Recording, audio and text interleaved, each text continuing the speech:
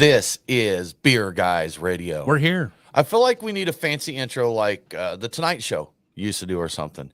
The John Cena Here's intro. Timmy. That's what we need. We need the John Cena intro. Get those horns playing. Yes.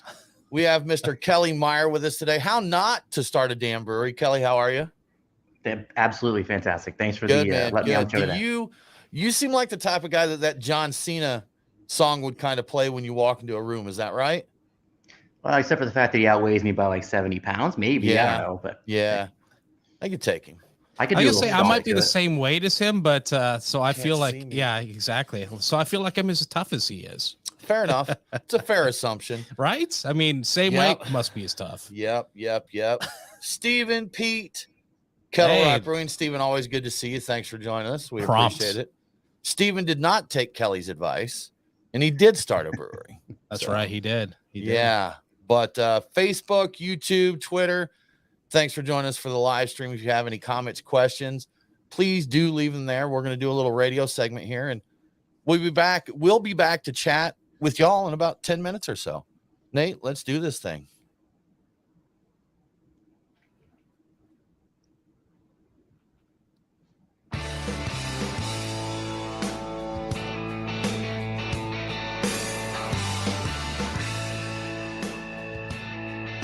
Open up a tab, grab a seat, and pour a pint.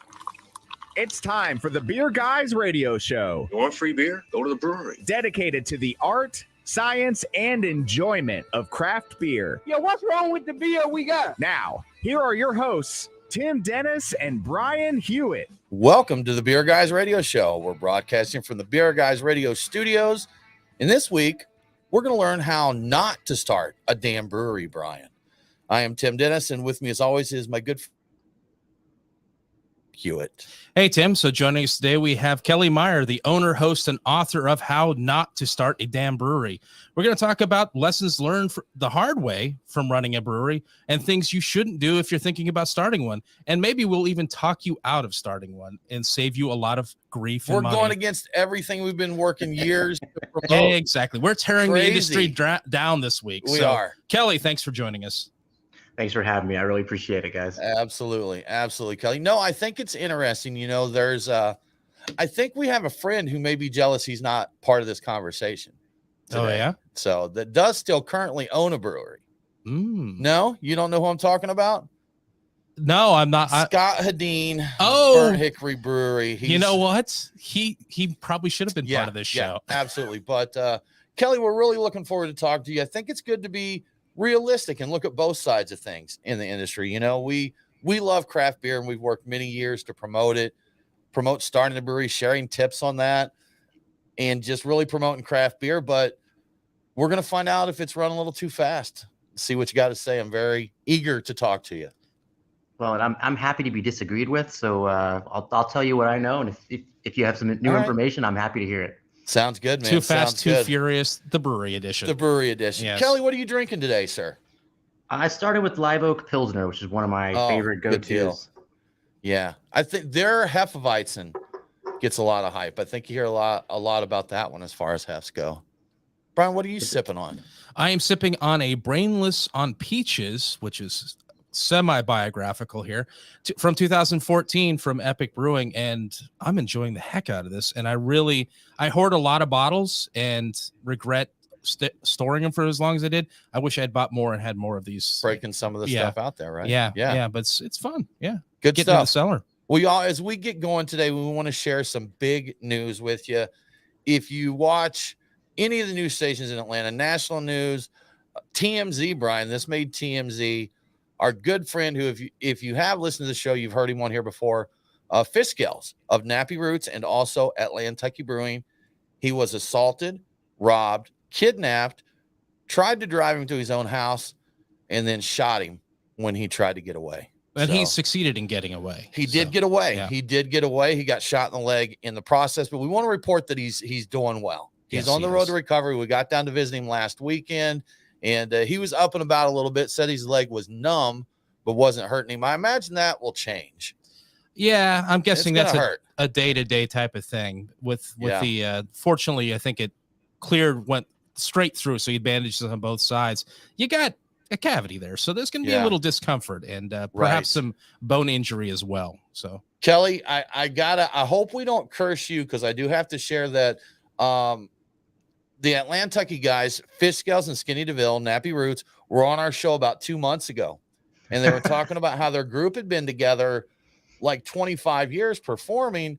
And I joked with Scales and I said, well, if you guys have been together that long and you haven't made it on TMZ, you're doing all right. So, and then he gets on TMZ. A short while later, he winds up on TMZ. Yeah.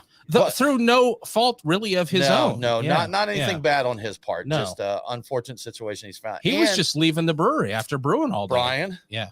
I have been on TMZ now. Oh, have you? Yeah. So the video they shared with the Fish Scale story, I am seen going to the bar and asking for a refill at the brewery. So I still regret. Really I know stuff. what day that was. I was unwell that day, and I could not make it to the brewery. Hell, that might have been back when I had the COVID situation. I think it might have been. Yeah, and I couldn't go, so you went, and that's tough, Brian. I know. I could have been on TMZ too. I hate it for you. I hate it for you. No. But today, Scales, continue healing up, buddy. We're looking forward to it. We're talking about collab with them. We're gonna brew a collab with them soon. So, but best wishes, Scales. Good to see you this weekend. Glad you're feeling better, man. We'll see you again soon. But Kelly, these guys just started their brewery. No one's taking your advice out. Like 9,000 people across the U.S. have not taken your advice. I think more than that. Yes, it is. Right. Yeah, the number keeps growing, right? Yeah. So what? Go ahead. Go ahead, sir. But say it tries to shrink. We're also losing tons every year, but we just gain more. Yeah. You know, it's kind of interesting you say that, because I haven't been able to do the actual post on it. The last several years, I do a coming to Georgia post on breweries.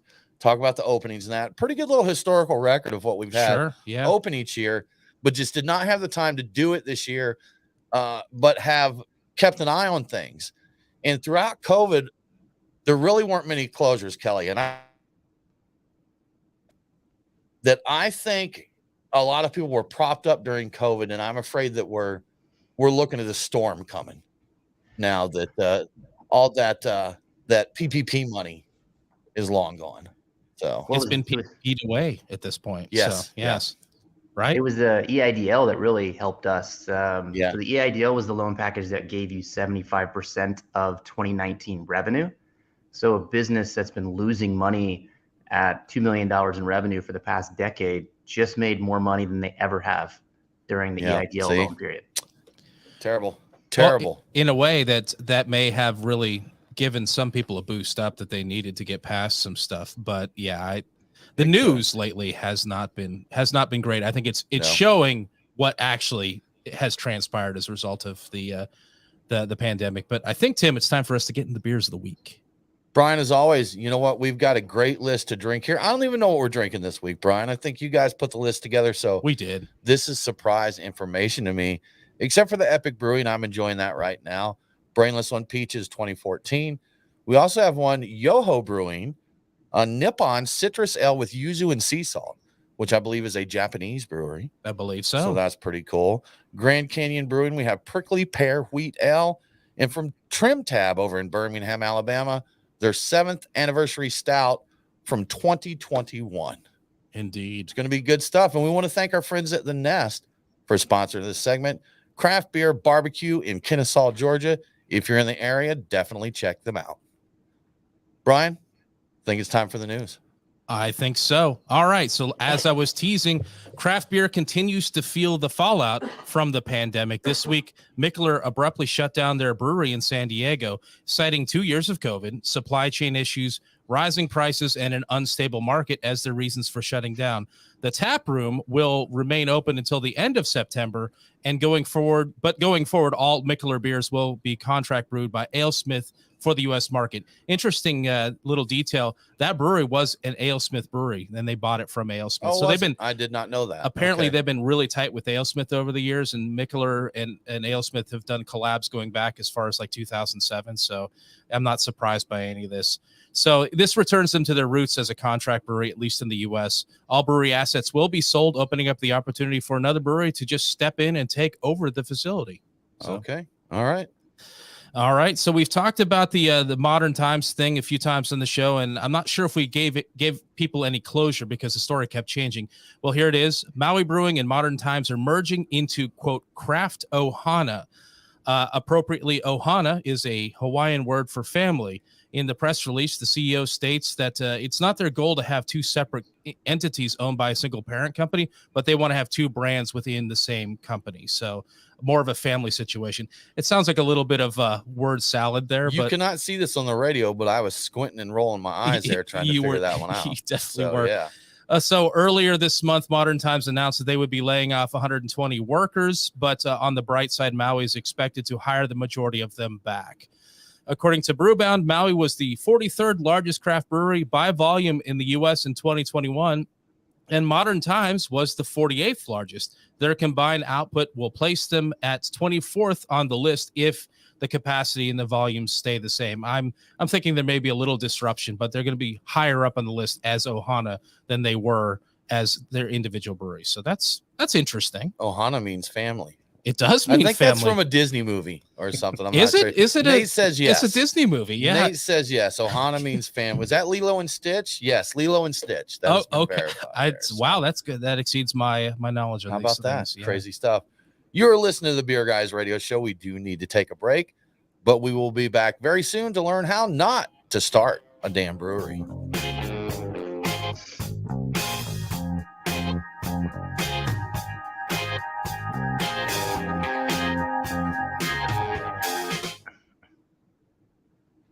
Kelly, you made us do a little research before the show. We had to find out if we were cool saying damn on the radio. Yeah. And what's the word? Yes, we're good. We're good. So what was it? Profane, obscene. Yeah. And there was a third one. I think if people can interpret it as being very vulgar, like in some way very unpalatable or disturbing. I think it might have been disturbing was the other category. Then it was considered like.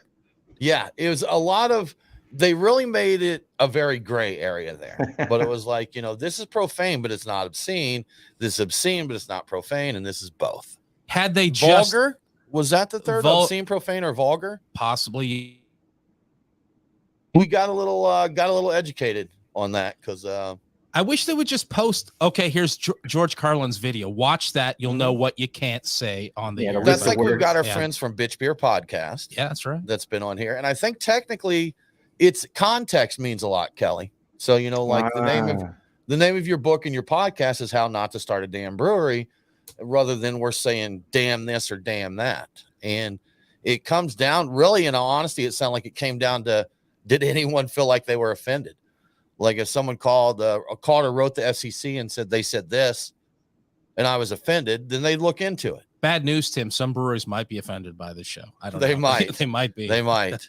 They're like, they're like, they write the FCC and they're like, you didn't like that they said damn. And it's like, no, I don't care about that. It's just they talk crap about the industry, crap about craft beer. Overall, the episode just sucked. Right. Yeah. I was just offended at how bad it was. I hated everybody involved in it. Yeah. I think it should be off the air, and I want you to fine all of them for just being dumb. Yeah, I'm a little bit of a sick and twisted individual who appreciates being a bit of a pariah, so I don't mind if they complain. You're okay. It's like that's fine. Come at me. I thrive in this environment. Come at me. Indeed. You never know if you're doing a good job unless at least one person gets offended. That's my rule. Yeah, that's the truth. That's the truth. We got. That's right. During COVID, like the early days of COVID, or not the early days of the vaccine, there was a lot of stuff coming out that. Kettle Rock started right during COVID. Good timing, Steven. Yeah. But when the vaccines came out, a lot of places were doing incentives to get you vaccinated, a free donut, a free hot dog, free beer. And we did the show and we were talking about all of the stuff that you could get if you got your vaccine. And someone wrote in, is like, listen to this. It just sounds like a bunch of fat guys with excuses to get beer and hot dogs. And I'm like, that's about right. Thanks for listening. I'm like, you listened. Exactly right. You listened. Yeah. You know what? Hateful attention in some cases. Now it's not always true anymore, but it used to be all bad news was good news, really. Yeah. Now, sometimes it's good news. But we are generally not very controversial. No, we're really but not. There's nothing wrong. There's nothing wrong with, making people think, right? If there's some controversy they're thinking about, they have a different opinion. they think you're a moron. One of the three. Yeah, I wouldn't mind us occasionally saying something stupid that got people talking. It's like they're so dumb, and then any of our fans, if we have any, would say no, they're not. Then yes, they are, and they could argue about it on Twitter or whatever, and we get a whole bunch of new listens. And that's it. Maybe we'll just have to work that in. Yeah, we'll just intentionally, Kelly, every now and then say something we know is going to upset some people. I'll do my best. I think I can handle this. Guys. Just let me have it. This. In any given week, one of us is probably sleep deprived or possibly hungover. So there's really no telling. So the chances are very good we're going to say one of us is going to say something really stupid. So, that's going to be great. That's going to be awesome. Yeah, it's going to be fantastic. It's going to work out well for us. Just throw out things that are, my personal opinion is all lagers are trash. Patently wrong. Not only are lagers trash, but lager brewers are trash. That's it. That's right. Go. If we're gonna cut to the bone, right? Hold on. I don't want to be disinvited from that Saison Fest coming up, because if we say that, we will get disinvited. So well, that's Saisons. It's not. We can continue to talk crap about cold IPAs. That's safe. That's safe area to get people outraged about, and without getting disinvited to all lager brewers are crap except for Todd at Goodword in Duluth, Georgia. Is there anyone really on the side of cold IPAs though, or it's going to be a pretty small? You know what? I have been controversial on that. I think I keep poking the bear with that one. Like I made a meme. Have you seen that Spider-Man meme where they're pointing at each other? Like it's the two spiders. So I did one where one said cold IPA, the other said IPL, and they're like, oh, it's you. And then I did the Scooby-Doo one where it's like, let's see who you really are. And it says cold IPA. And then you pull off the thing and it's just IPL. So yeah, that is the one thing I don't even know if it's controversial really. Other than to the brewers that make them. There are some big fans I've noticed, and some of them have a lot of followers that are big fans of the cold IPA. And you're full of crap saying you notice a difference. What do you mean? You're like, I see a difference in a cold IPA and an IPL. Versus, I haven't had an IPL in a while, but I definitely can see a difference flavor wise in the ones I've had. Whatever. And I got to say that the cold IPA I have had, there's been a couple. One of them was not technically the cold IPA by the current definition of it, but it was a colder brewed ale. Oh, I remember seeing something that was even sweet. It wasn't called a cold brewed IPA. Or IPA. Yeah, that was something that was also like we're trying to leverage some of the excitement around this without actually doing what was being talked about. Sweetwater, we're talking trash about you. But the IPA that is being called a cold IPA from Eventide is actually very good, and it's not an IPL because it's not made with lager yeast. So it's that was the big thing there, wasn't it? And the brewer there just really got worked up. No, the minute we said anything, he's like, no, I was ready for this. I was ready for this. He did. We were talking to a brewer at Eventide here in Atlanta about his cold IPA, and I just said something about it being, it's just an IPA. He's like, no, it's not. I knew you were going to say that, and I'm ready for you. This is not a cold. This is not an IPA because it's not brewed with lager yeast. So colder fermentation with ale yeast basically is what he did. And so it's I gotta say it was better than most of the cold IPLs I've tried, or IPAs. I mean, what's that? IP steam? I don't like at that point. Like steam, what is IP steam. IP steam. That's I'm so hot. IP steam. IP steam. Back years ago, I went to a telecom conference and I got a postcard talking about all the hot topics there, and one of them said IP everywhere. I was like, that's a good one. It's like you guys had to know. Good stuff. Had to know. So, Kelly, ready to get into this next segment? Sure, sir. Start diving in. Let's do it. Let's go hard. Let's do it, man. Let's do it.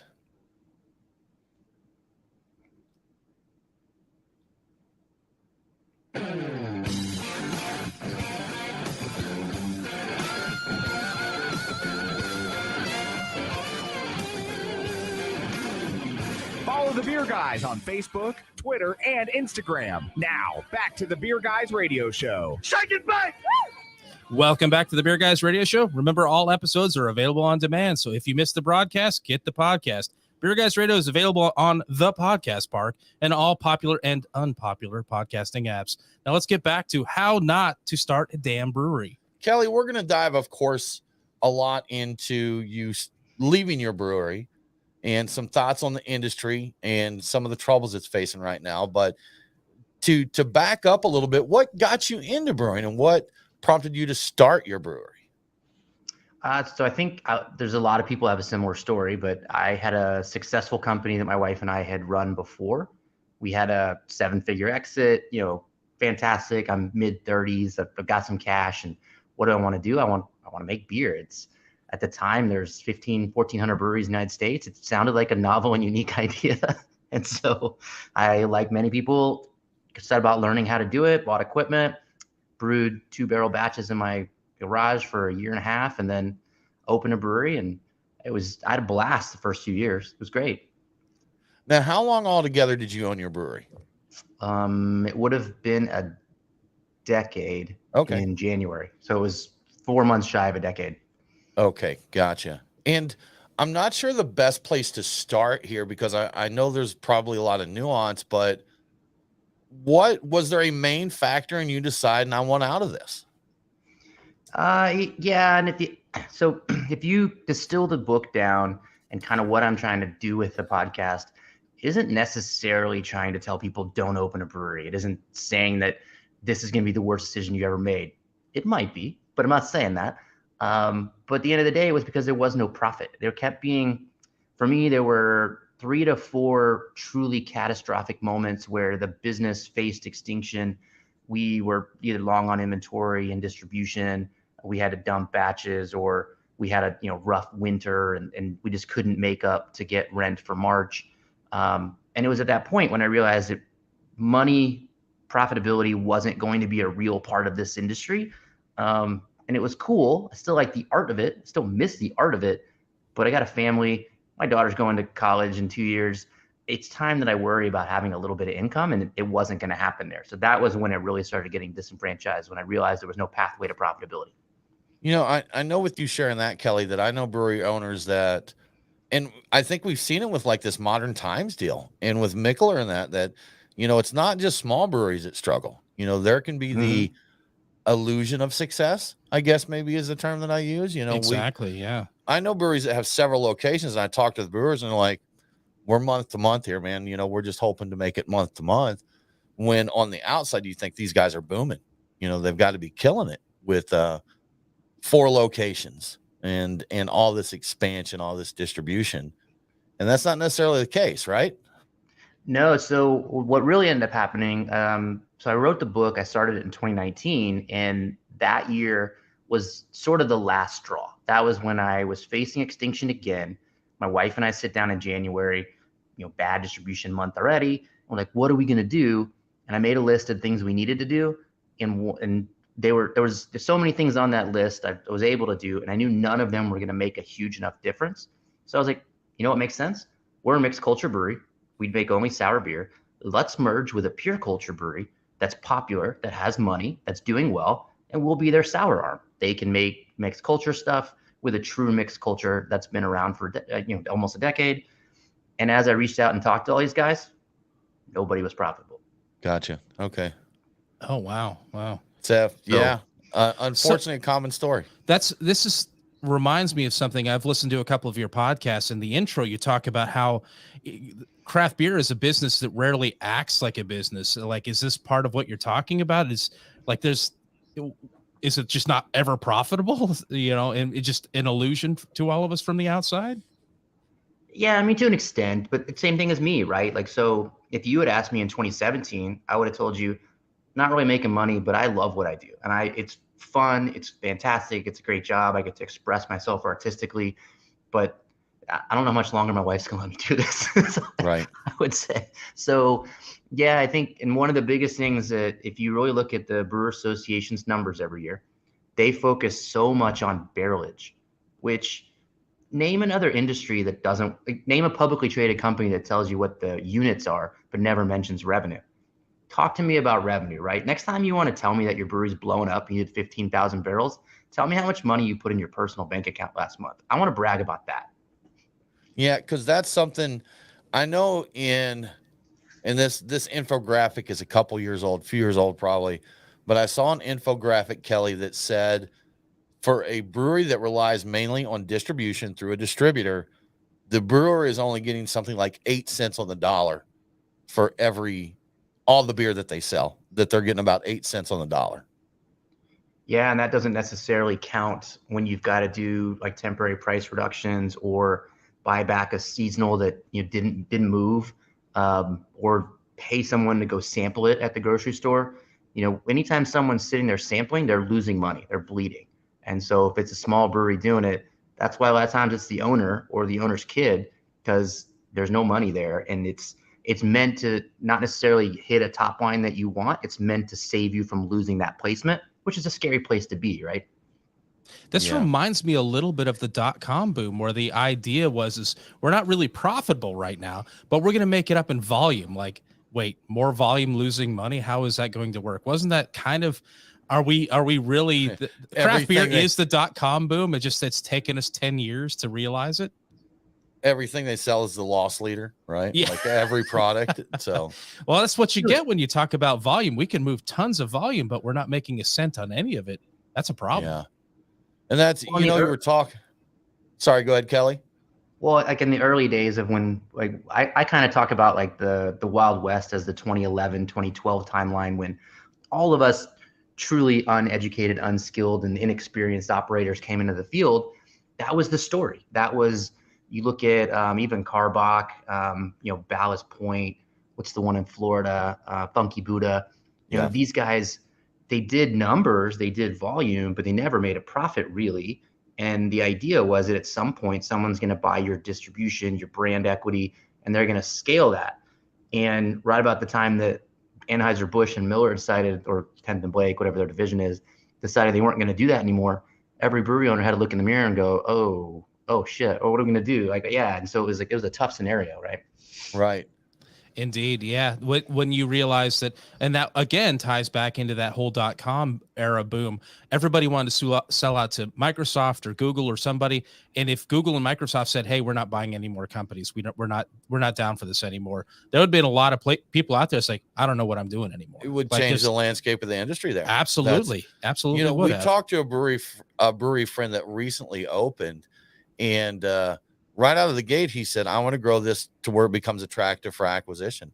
He's like, "That's my plan, as I'm trying to get to that point." And you guys mentioned two big ones recently just now or you didn't mention Stone, but you mentioned Modern Times. Modern Times sold for $15 million. Yeah. You telling me the 48th largest brewery in the United States is only worth $15 million with multiple locations? Like, that's not saying much. And Stone got 167 million, which, while any of us would love to take that, if you told me 6 years ago they were going to sell for 167 million, I wouldn't have believed it. Well, what was the recent selling price on Ballast Point? That was $1 billion. Oh, no. When they sold, what's it, Crooks and Convicts or something like that? Recall. So, it was considerably less. Like they sell for $1 billion, and then 3 years later for like, was it 220? Or something like that. Like lost $750 million in value in like 3 or 4 years. Mm-hmm. That's crazy. Irrational exuberance, man. I'm bringing all these terms back. I guarantee that Mr. Ballast Point was like, whew, I'm glad I sold that when I did. That's right. That was a really good move on my part. Exactly. So you know what? And I don't blame him a bit. $1 billion is $1 billion, man. Sure. Like if somebody wants to give us $1 billion for this show, we're not for sale, but we can talk. Billions talk, man. Yeah, we can talk. I'll get tattoos for $1 billion. What do you, Anheuser, Budweiser? I will give Tim tattoos for $1 billion. Yeah, we'll make it happen. Talk to us. Talk to us. Right. Yeah, it's interesting. We're going to dive more into this, the ins and outs of the beer industry. We spent a lot of time talking it up, but it's good to look at both sides of this and see what's going on. You're listening to the Beer Guys Radio Show. We are going to take a break, but we will be right back.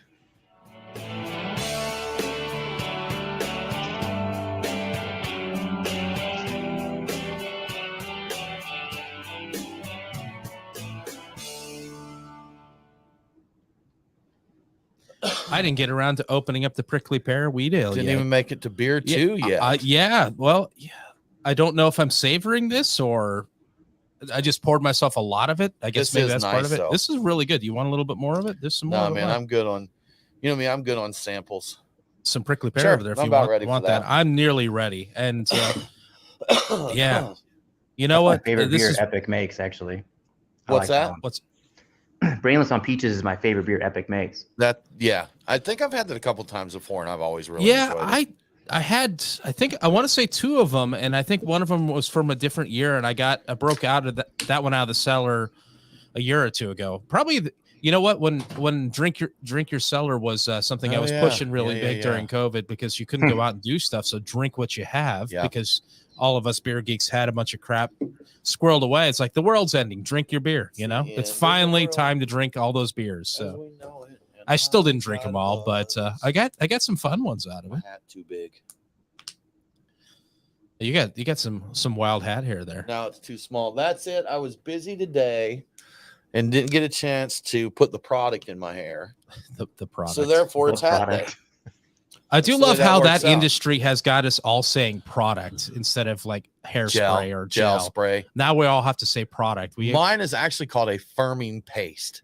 Firming paste. I didn't get a chance to put firming paste in my hair. Yes. Yeah, I think product is a better thing to say. Yeah, right, exactly right. Like, I'm convinced. All right, works. Product is better. Brian's like, all right, I see where this came from. This is yak snot. Oh no, we'll go with product. Yes. Product is fine. Product works. Is it organic yak snot though? Because that's important. I saw a thing today, Kelly. At marketing and advertising. I was getting some lunch off of DoorDash, and I was looking at the Firehouse subs, and they had an option for gluten-free bread. And in parentheses next to gluten-free bread, it says, "This does not guarantee a gluten-free experience." I'm like, then what's the point? Yeah, right? What's the point? They can't, because they cut it on the same place and they cook it in the same place, and so like it's not good for celiac, but like it's better than nothing. Yeah, yeah. Your loaf of gluten-free bread is on top of 37 loaves of wheat bread. If close enough is good enough for you, that option will work. If it's not, then I think that's what it is. Is close enough good enough for you? All right, there you go. Close enough, good enough. And for some people, I think it might be a little bit in their heads. So yeah. Anyway. Yeah. You look like you had thoughts about this prickly pear. It is. Is it elderly? It's less sweet than other prickly pear beers that I've had. And I think I dig it. It's just different than what I've had before. Never had it as a wheat ale. Yeah. Are you familiar with prickly pear juice, Kelly? Yeah. So I realized as I was listening to the show yesterday that had I planned ahead a little bit, I do still have some cellared beers from the brewery. So if you remember to shoot me back your address on that email, I'll send you some for a future show or whatever. We'll make that happen. We will do that. We'll do it for sure. One of the ones I have is a barrel-aged sour beer re-fermented with prickly pears. So it's like 3 pounds per gallon of prickly pears. It'll be the most prickly pear you've ever had in a beer. All right.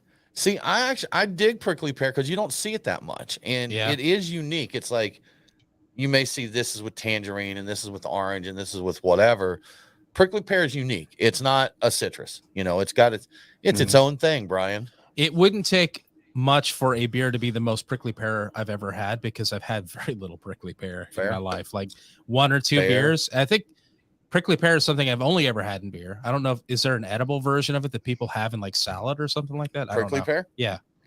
Is the fruit edible, or is it like all spiky and you got to juice it? That's the problem with it. Yeah, you can. There's things you can do to get them off. You can burn them or whatever, but for the most part, it's kind of a pain in the butt to mess with. So people in Texas make prickly pear wine, I know, but outside of that, I don't think it gets used a lot. Yeah. I think Sierra Nevada had a prickly pear something or other, and maybe Dogfish had a prickly pear something or other. There's a lot of fruits that I've only tried in their beer form, Brian. Exactly. Yeah.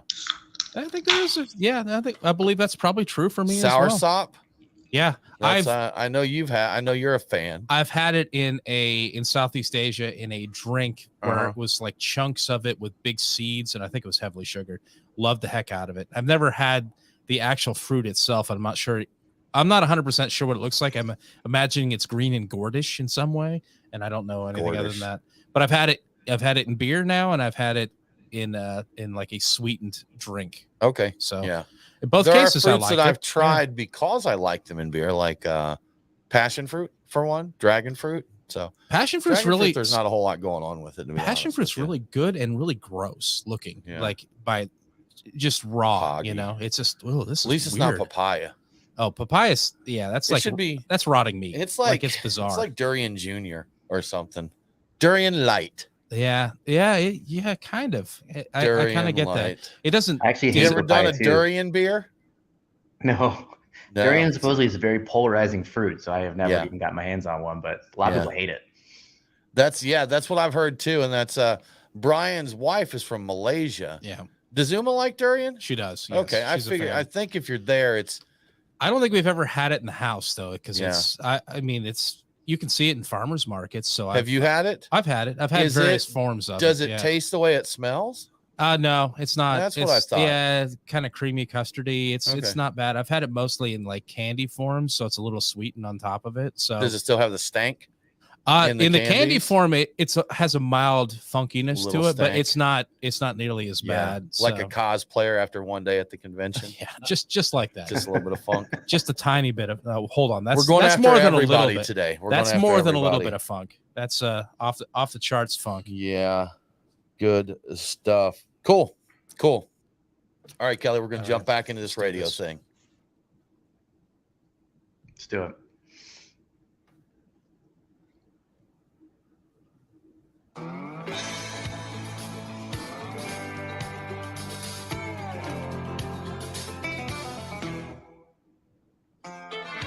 Follow the Beer Guys on Facebook, Twitter, and Instagram. Next Friday is Hawaiian Shirt Day. So, if you want to, go ahead and wear a Hawaiian shirt and jeans. Now, back to the Beer Guys radio show. Welcome back to the Beer Guys radio show. I want to give a quick shout out to one of our great radio affiliates, WVMT, 620 AM and 96.3 FM in Burlington, Vermont. Catch Beer Guys radio on WVMT every Saturday at 10 a.m. Now let's get back to how not to start a damn brewery. So, Kelly, when we were setting up for the show, we had traded some emails, and you mentioned that craft beer is in big trouble. Can you tell us a little bit about kind of the foundations of what you mean there?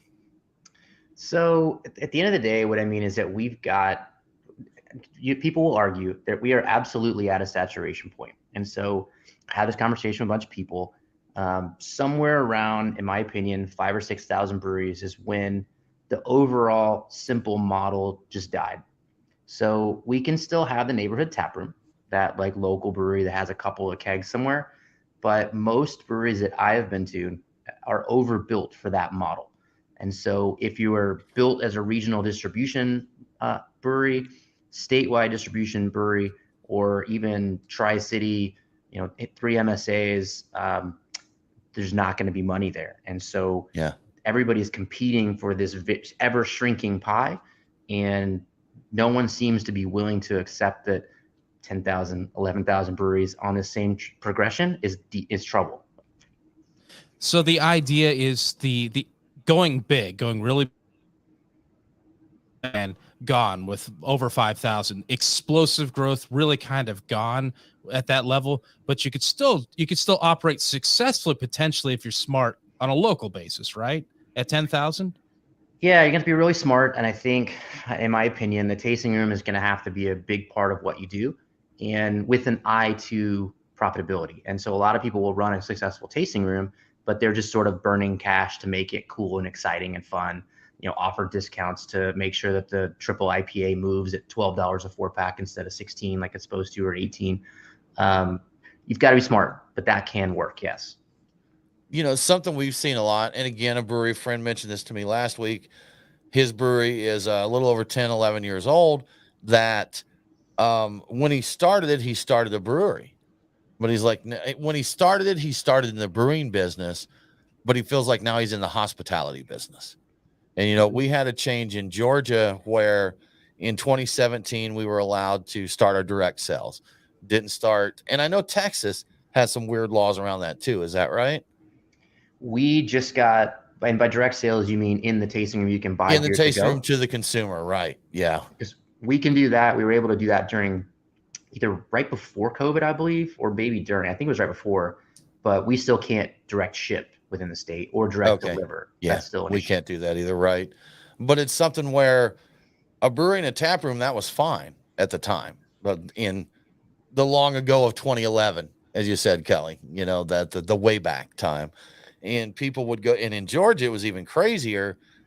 because we couldn't do any sales. So you went for your tours and tastings, and they lived off the distribution model, but there were a third as many breweries, a quarter as many breweries vying for that shelf space, vying for those tap handles, and as it's changed, people want a meal, they want trivia, they want a game, they want this and that.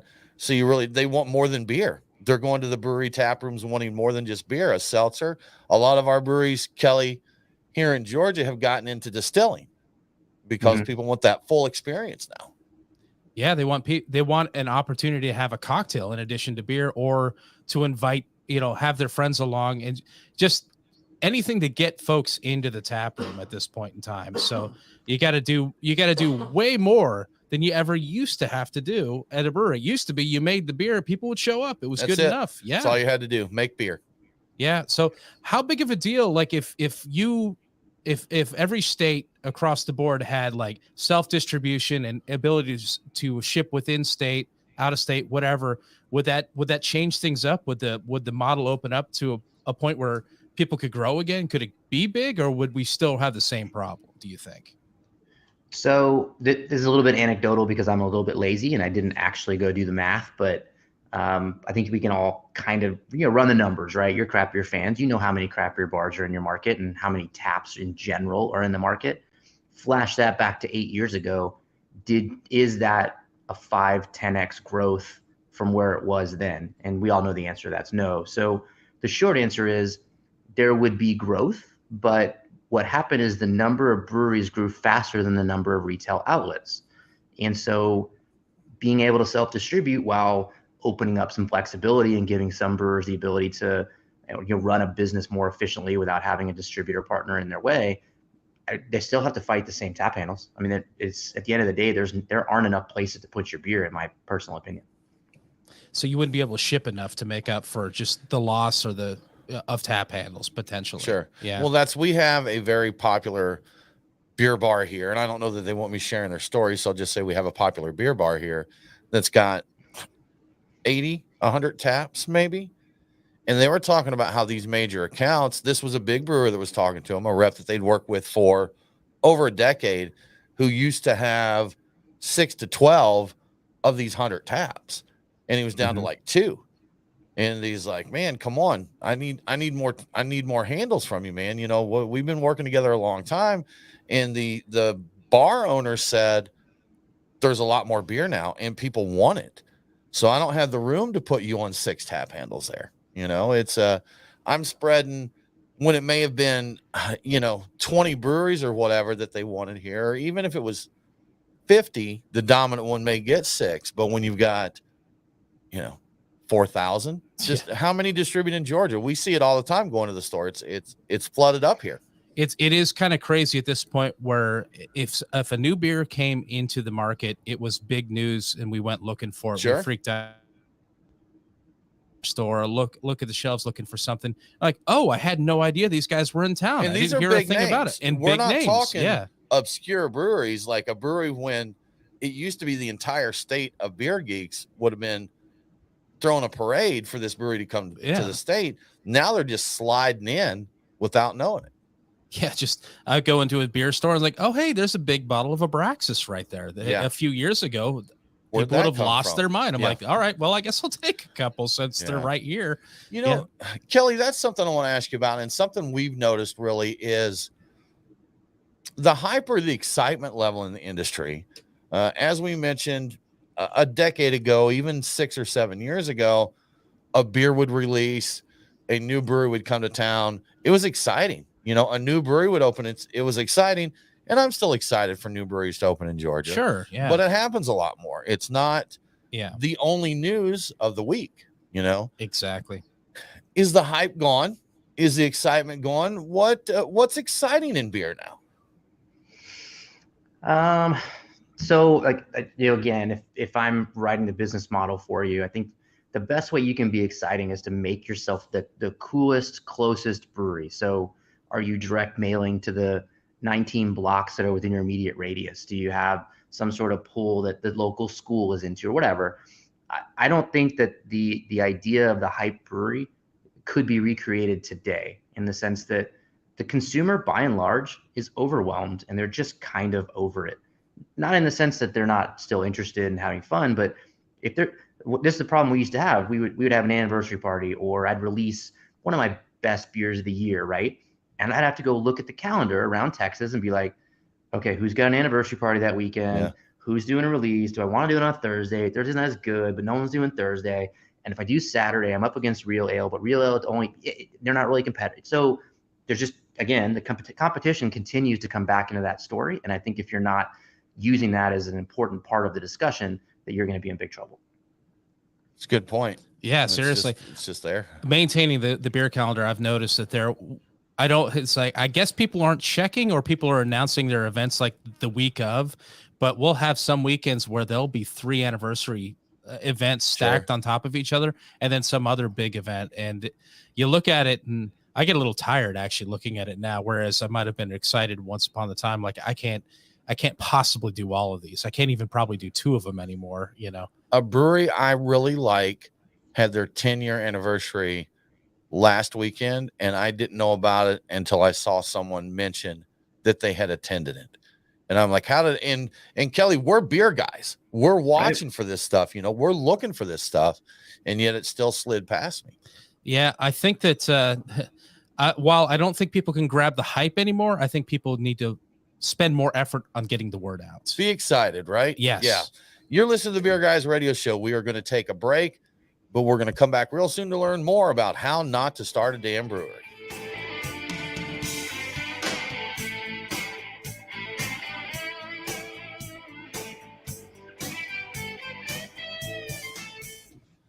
Did you get what I was saying here, Brian?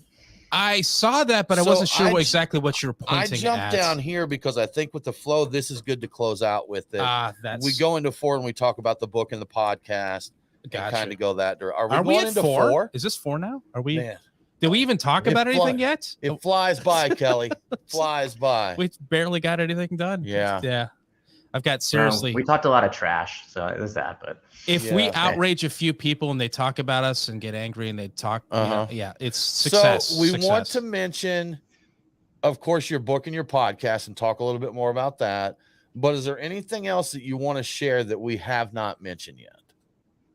Well, since you guys are a Georgia one, I would like to mention that I interviewed Jen Price. Do you know her? Yeah, that's Brian. Actually, and I listened to the show. Okay, cool. I listened to the show prior to this. I really like her, and if I could promote what she does, yeah, she's cool. So okay, cool. And we'll use that to segue into talking about the podcast in general. That was a really eye-opening episode. I didn't realize how much work she did on that. Yeah. I heard some of it, but I had not heard all of it. Very informative podcast, sir. I appreciated that one a great deal. Yeah. Yeah, she did a good job sharing, and I really felt bad for her story because I feel like she got totally raw into the deal on that. But that's right. Yeah. She got so screwed by the state of Georgia. Yeah. You know what? You were talking about how you were surprised by the having to have the certificate of occupancy before you can even apply for things. So you actually have to go get a place before you. It's like you have to really. Yeah. That was like yeah. Again, I shouldn't laugh. I laugh. We know a brewery that had a place due to. A lot of this was city of Atlanta, Kelly, but I know a brewer who had his location and paying rent and stuff on it for 2 years before he could open due to all the permitting. And I think there ended up being a zoning issue that they didn't address up front. And he literally had to fight City Hall to get things changed there. Or so it was something about being too close to a tattoo parlor. That sounds like or something like that. A late 70s, early 80s punk song. Like had to fight City Hall. Had to fight City Hall. Or maybe I thought you meant too close to a tattoo parlor. Also that. There you go. We can make a whole album out of this. That's right. It's a Beastie Boys album. Yes. Right. All right. You got to fight for your right to brew. I don't know. I can't remember which one of you guys I was trying to piss off because I don't remember what it was. But just so you know, I am drinking an Oktoberfest in August. Oh, that's me. That's me. See, your camera blurred it. It wouldn't even let me see it. That's there, right. Man. Yeah. It wouldn't even let me see it. Tim. It's so malty right now. So Too soon. Give me a week, man. Give me a week. I generally agree with Tim, but agree with Tim on that. But that was Tim's original thing. I've been avoiding it. The only time we have crossed that embargo is one of our guests decided they had to bring in not only an Oktoberfest beer but also a summer ale at the same time. So we drank both, but and felt weird about it. I realized after the show, I gave an example of going into Walmart and then moving lawnmowers out and Christmas trees in. And that's it. Trey, I want to apologize to you now because I said you're like the Walmart of beer. and I realize how terrible that sounds now, but I didn't mean it like that at the time. They get the big yellow like smiley faces, though. Yeah. I did see, I guess it's not that far off, but I saw them, like, is it Kroger or something like that, a grocery store? Their whole section is full of like pumpkins and Halloween candy, or they were in the process of doing it. I'm like, God, really? I saw someone post up the picture of the cinnamon brooms. Yeah. You know those? And he had the phrase, he posted the picture and he put so much hate. And I actually remember this from years past. This dude hates those cinnamon brooms coming into Brian Bailey. Okay. Out of Athens. He hit Brian. I'm sorry for your hate of cinnamon brooms. They are very intense. I like them. When they come out, I'm like, oh God, there's cinnamon in the air. You know, Kelly, my issue is in being down in the South, it's been I lived about like the first half of my life in the Midwest and the Northeast. So the cold months were cold months. I've been down South for about half my life now, and you don't have it. So it doesn't feel right being 92 degrees with Christmas carols and cookies and cinnamon brooms in the air. That doesn't feel right to me. No, it doesn't. I love the feeling of it being cool and the fireplace going and the smell of that smoke and all those smells and the Christmas carols. But it just feels weird to me to have that with 80, 90 degree weather. Yeah. And being from the West Coast, it was almost always kind of on the cooler side. It was never, well, we've had some hot ones, but every now and then it would get cold enough to snow and like, oh, that's neat. But it was never hot during the winter like it sometimes is here. It's the same reason I only drink stouts in the winter, Brian. Yeah, that's a lie. That is a lie. Stouts. So we have air conditioning, my official policy. And I think both of our official policy, as long as we have air conditioning, stouts are for all Turn seasons. It down. Yes. I'm going to set the air conditioner to, I think mine goes down to like 55, I think, or 60 maybe. Paste your stouts at 55. I'll set it at 55 and light up the fireplace and break out my stouts and barley wines. And a pipe or something. Put like on that. Christmas Carol, some slippers. Some slippers. Yeah. Get you a smoke. Yeah. Get you a smoking jacket, man. some slippers. And, nice little. So beer wise, do we want to skip up to the stout then? You can do I'm still sipping prickly pears. I'm done. I'm so over prickly pears. All right. Move on then. Move on, Brian. Moving right along. It's your life. Live it how you want to, bro. Exactly. That's it, man. That's it. Do you miss wax dipping bottles? Did you ever do that? I did that once. Actually, once. Did it. Yeah. Two times. Yeah. My last release at the brewery was actually a kind of like a farmhouse Duvel clone. It's like a 9% mixed culture beer. Cool. And it was sort of like a FU to the whole industry where I just took my thumb and dipped it in paint and put it on the bottle. That was the only label. It's all that was on the whole bottle. And I called it Peace Out Bitches and released it the last day. See, I kind of dig that. Yeah, I'm down with that. I like that that stuff. That's kind of fun. This is getting a thumbprint and that's it. Take it or leave it. The thing I always wanted to do with the home brewing that we never got around to, I wanted to just get rattle cans and get little stencils you saying that. And take them to the bottles and just spray paint the bottles. And that would be the label is the bottles would be spray painted with some stenciling on them of whatever we decided it to be. So I thought that would be neat. It would also help keep out some of the damn light and keep things from getting spoiled. This one may work better, Nate. Look, because this one's got it's very hooky. Or that. Kelly, are you familiar with Lucky Town out of Jackson, Mississippi? I wasn't until I listened to the episode you guys did. Okay, that's all right. Gotcha. Because they're one that I tried to find them on Instagram. A lot of guys keep their Instagram open, and they didn't. Yeah. They closed it. I did the same recently. I tried to tag them because we drank their beer, but that's they're still around though. They contribute to Fertile Ground. They know those guys and Yep. do stuff with them. that's cool. It's got to be a somewhat interesting story that, when you go out of business, it's traumatic. And even though I quote unquote sold my brewery, I sold it for like a tenth of what I should have, or what I invested, I guess, a better way to say it. Gotcha. So just the fact that they're supporting somebody new and they obviously lost money, that's cool that they were able to put that to the side. You didn't leave your brewery and go into retirement is what you're saying, right? I didn't actually. I don't always tell everybody this, but I sold the brewery a year ago, and I have made 10 times what my W-2 was last year so far in the last 12 months. Yeah. It's ridiculous. Yeah. Because you had an actual job. What do you do now, Kelly? I sell Texas land, and so kind of all over the state. Get in a car, 4-wheel drive, just go drive around and take people out there and sell land. It's easy. Cool. All right. Good stuff. Yeah. Yeah, having an actual job where there's revenue that is generated by what you do probably helps with the whole making money type of situation. It's a nice thing. It doesn't hurt, that's for sure. I like money. Money's neat. I'm a fan. Money? Yeah, I'm a fan. I think that was the thing about the brewing industry overall for me was that I didn't do it for the money, but once the loss became so great and like you kept having to put 50 grand in here, 75 grand in there. I didn't do it to lose money either. I at least wanted it to break even.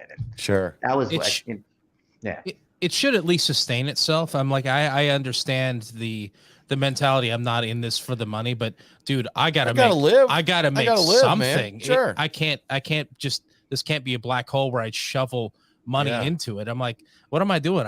I'm losing money to get beer nerds drunk. This doesn't work at all. This doesn't make any sense.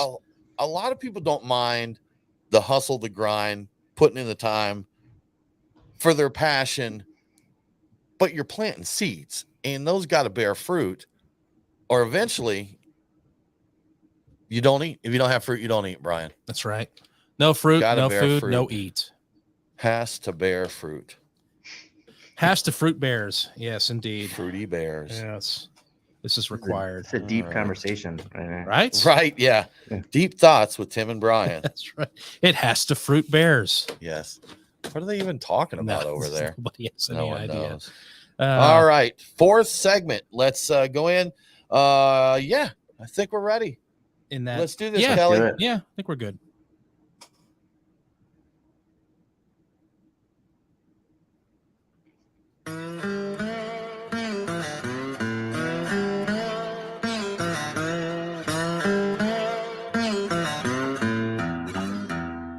Follow the Beer Guys on Facebook, Twitter, and Instagram. Cannonball coming. Now, back to the Beer Guys Radio Show. Welcome back to the Beer Guys Radio Show. If you enjoy the show, please consider supporting us on Patreon. Just go to patreon.com/beerguys. Patrons get cool perks like Beer Guys swag and commercial-free episodes. Yes. Now let's get back to how not to start a damn brewery. Kelly, I think a big thing we want to make sure people know, we mentioned it, I think in passing in the front part of the show, is once you left the brewing industry, you did write a book about it, and you started a podcast to talk to others who have had beverage-related similar experiences. Would that be accurate? Exactly, yeah. Okay, so, and you actually had someone on out of the Atlanta area, someone we know well, that's been on our show, Jen Price. Jen was in the process of launching the Atlanta Beer Boutique. And that was an interesting episode. I learned a lot from your episode, even though we know Jen, but you want to share a little bit of your perspective on that story? Yeah, to be honest, that one was hard for me to hear because this was a lady, she had written a book as well. And she was clearly passionate about the industry. She clearly knew beer. She was connected. She knows you guys. She knows probably everybody in the scene, right? For the most part, had done classes with consumers, and so she had a mailing list. This was a person who should have been able to open any beer shop, any bar, anywhere, and just destroy it. Like, her resume was on point, and it was just super sad to hear the whole story that she obviously roadblocks throughout the way. COVID didn't help, but she stayed positive throughout and tried everything she could possibly do, and still failed. And that was just, for me, I was glad to share her story because I think there's a lot to learn there, but I also really felt for her in the process. And with the timing and everything, Jen didn't even get open. No, she never did. It was, a really bad situation because, as you mentioned, Kelly, she had done tastings and events. She'd written a book. This wasn't someone who jumped on the craft beer hype and said, let's open a tap room, let's open a brewery. She did the homework. This was a well thought out plan. And she even pivoted when they told her at a certain point that she couldn't do bottles and draft at the same time. She said, well, I can still make this work as draft, and got just hit with COVID, and that basically stopped everything from what I understand. So it's tough. You know what? She did post like updates on social media, like shared. For those that followed her, she talked about the situation as she was going through it. And I know the last update that I saw her give was like, I'm not giving up, but I got to step back, basically. That this was a heavy hit. I have to step back and look, but we haven't talked to Jen in a minute. I'm curious. It's been a minute. I'm wondering what she's doing at this point in time. So both the book and the podcast are How Not to Start a Damn Brewery. So if people are looking for either one, they can find it by good old Google and Amazon. I'm assuming on the book, correct? Yep, absolutely. And what essentially is it just a post-mortem with folks? The autopsy of what happened. On your podcast, what all can people expect to hear? So it's a mix of both. I've actually been kind of normally I don't mind being sort of the guy everybody hates and the one who's willing to say the things no one wants to hear. But at the same time, after 25 or so episodes, a couple of people had told me, like, you could be more positive. And I was like, well, the content is we're being honest. Honesty isn't always positive. But that being said, I did in the third season sort of change a little bit to really find like what works, what doesn't. So like the episode that comes out next is actually going to be with Jason Sleeman, who's a lender who looks at the different business plans. And the idea is, what have you seen where the guy was a complete moron and has no business opening a brewery? And what have you seen that actually works? And how can you teach what this guy knew to what that guy didn't know? So I am trying to change it a little bit. We know Jason Sleeman. Yeah. Jason's a log, and Jason's referred. We've done a few shows from people that Jason has worked with, but sure. Jason's another one that he's dedicated to the industry. He's hustling there to make those deals to help. He's doing the opposite of what you're telling people to do. He's out there, Kelly. He's trying his best to get everyone to start, build, and expand their brewery. So to clarify, he and I are doing something similar now. When I first started, I'm not going to lie and tell you that I wasn't angry. I wasn't sad. I wasn't guilty and like feel like a failure. A lot of what's in that book is me just venting. And there's some anger there, some very bad words. All right. But that's evolved now. So I wrote the book 3 years ago, and the podcast. And what I'm trying to do now is to say, I kind of know you're going to do it anyways. So how can I teach you to do it right? And how can I let you talk? So think of it this way. When you walk into a brewery, you talk to the owner. They're super cool. You guys have a radio show. They're like, oh, what, let me tell you everything's going on, what we're releasing, how we're doing well. But they never tell you maybe they couldn't make payroll last month and they had to call grandma and get 20 grand. That's my job. That was a piece of the industry that I felt needed to be told to future entrepreneurs that wasn't being told. And I felt like I was probably the best guy to do it. And I didn't mind being hated in the process. And so that's my new goal, is to share that story as if you were able to call up brewery owner X and ask him, like, what's the worst thing that ever happened? And he'll tell you, which you usually wouldn't, but he'll tell me. So.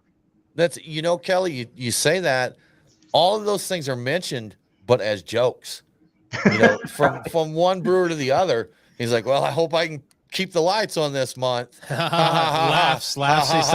Are you tearing up? It's like, no. I'm just laughing good. very hard. Yeah. The lights are going to be on, so. So is it, how difficult is it? It sounds like you're like the brewery whisperer or something like that. Is it difficult to get people to come on and talk about their failing business they've done in their life? Because it seems like that would be very difficult to coax out of people.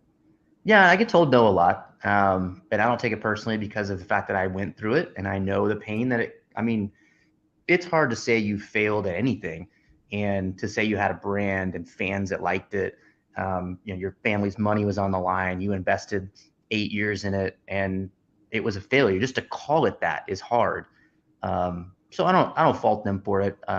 Same time, I also don't give up. Like, I'll still send those people texts and be like, you didn't change your mind, did you? You still want to tell that story? I think it's fascinating. Yeah.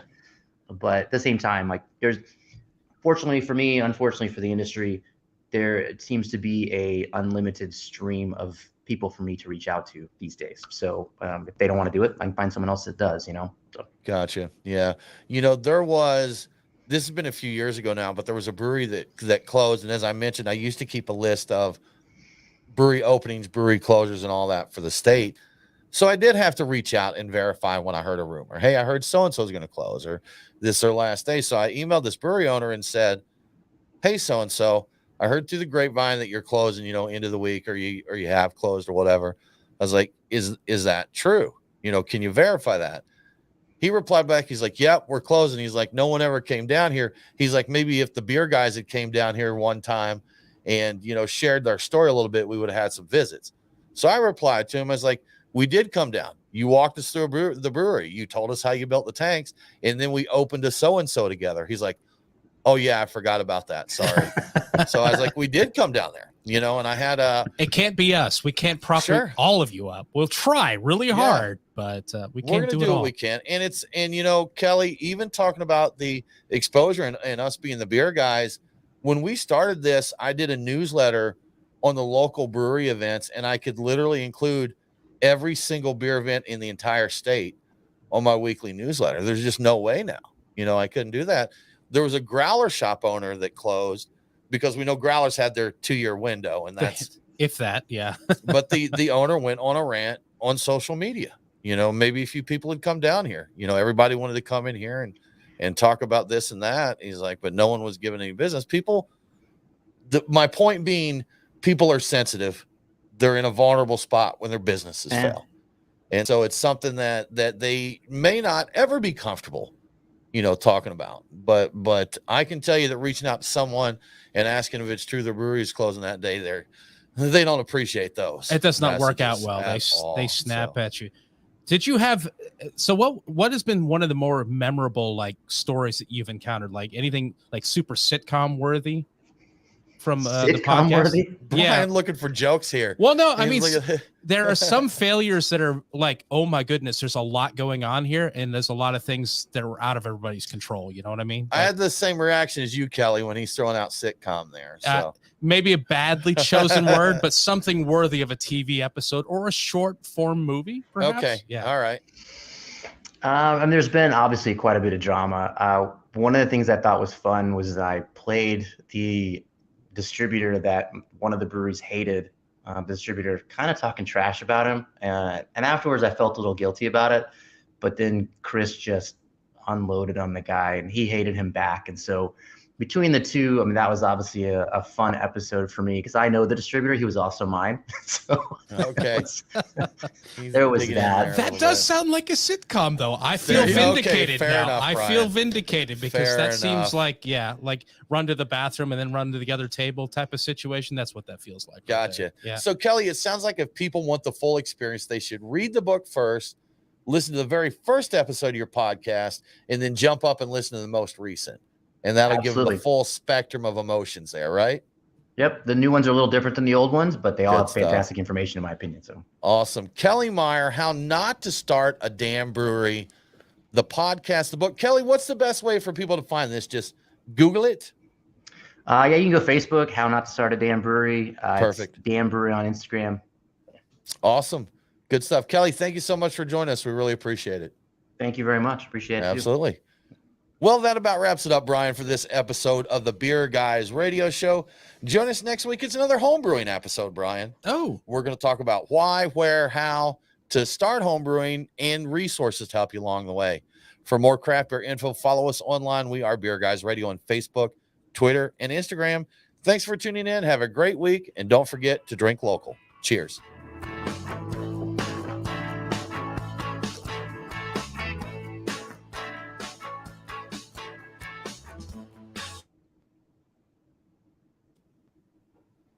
Clear. I kind of wondered if you were going to say how to start homebrewing and stay there and not open a professional brewery. Actually, that same brewery owner said that he is like, here's a lesson for all you homebrewers. If you really want to own a brewery, go get the best homebrew system you can get. It's like 20 grand. Put it in your garage. Give it free to all of your neighbors and friends for as long as you possibly can. and then throw it in the garbage, and you will have lost way less money than I did. There you go. Yeah, right. I was excited. I'm like, yes, and 20,000 brewery. Oh no, I'm disappointed. It is. now. You know what? I had just thought there, Kelly, as we were getting to the end of the show there, these things that you're talking about, brewery owners do talk about them. They just joke, It's the old self-deprecation there, I guess. Oh yeah, maybe one day I'll be able to pay my rent. Ha ha, ha ha ha ha. Handling things through humor. Yeah. That, you know what? From now on, when brewers joke, I'm gonna are you all right, buddy? Just hug him a hug, dude. Give him a hug. Right. Yeah. Just reach out and hug him, man. I know, man. Hug I him. know. I get it. Yeah. No, that was to be honest. I went on Brewbound and on their podcast, and I said that I'm like, I'm sure there's some out there. I'm not saying that. I truly don't know a single brewery owner who's profitable on an annualized basis. Like everyone's got a good month, but if you take seasonality into it, 12 months trailing, I don't know anyone who's profitable. And they were like, "Are you serious?" I'm like, no, I'm sure there are some. Clearly not modern times, but yes. Yeah, not modern times. That's it. Steven, I think Jay's going to join us for our Oktoberfest episode coming up here soon. So we do a blind tasting of Oktoberfests each year. It's one of our annual episodes. It's we fun. Really enjoy it. And you never know who's going to take the lead. We've had Sam Adams be at the top. We've had them be at the very bottom of the tastings, different years. So, and everything in between. So it's kind of, it's neat. Yeah. It's a lot of fun. Kelly, hang with us just a second. I'm going to wrap up our live stream. Folks, thank you so much for joining. We appreciate it. And you know what? Next week, we won't be live. We did pre-record the segment, but we're going to be out of town. So we may play that stream during our regularly scheduled programming. Yes, but it will be pre-recorded there. So hope you have a good weekend. We will be back live with you 2 weeks from today. Cheers, y'all.